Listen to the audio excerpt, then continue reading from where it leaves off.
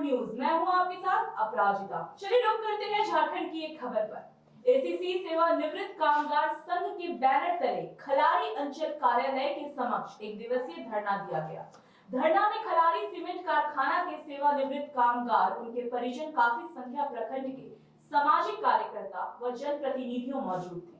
धरना पर बैठे वक्ताओं ने खलारी सीमेंट फैक्ट्री मालिक पर सीधे निशाना साधते हुए सरकार की सैकड़ों एकड़ जमीन पर कब्जा रखने, उस पर बने भवनों से किराया वसूलने, सरकारी भूमि पर निवृत्त कामगार कार्टरों का कब्जा बेचने का आरोप लगाते हुए कहा कि खलारी सीमेंट प्रबंधन के प्रभाव में आकर अंचल की ऑनलाइन पंजी से भी छेड़छाड़ किया गया है। लीज भूमि के अलावा भी कई दूसरे सरकारी जमीन को पंजी में एसीसी के नाम जमाबंदी दर्शा दिया गया है। खलारी सीमेंट प्रबंधन स्वयं को एसीसी का उत्तराधिकारी घोषित किए हुए हैं तथा सरकारी लीज भूमि का व्यावसायिक इस्तेमाल कर करोड़ों कमा रहे हैं। जिला खनन विभाग द्वारा उपलब्ध कराए गए लीज भूमि की सूची के अलावा जिन जमीनों के प्लॉटों को एसीसी के नाम दर्शा दिया गया है, उसे तत्काल पंजी से विलोपित करने की मांग की गई है। वहीं पंजी में भी एसीसी की जगह झारखंड सरकार दर्शाने की मांग की गई।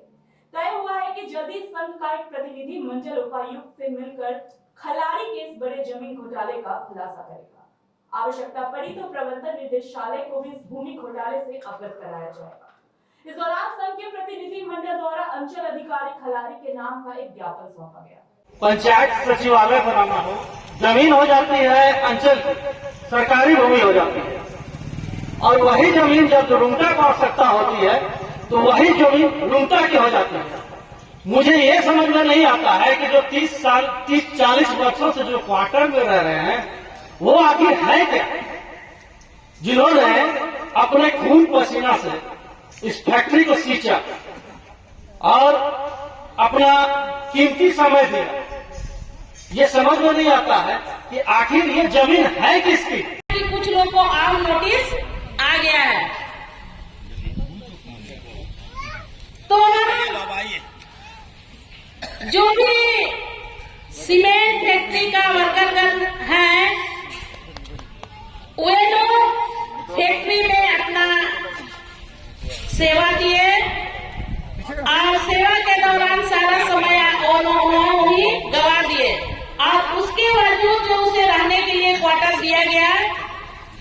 और आज जो समस्या उठ के खड़ी हुई है कि ना उन लोगों को जो वेतन मिलता था उस पर कुछ पहल किया गया, और ना उस पर जो और सेवानिवृत्त होने के बाद जो उसे जो पैसा मिलता था वो भी पैसा नहीं दिया गया।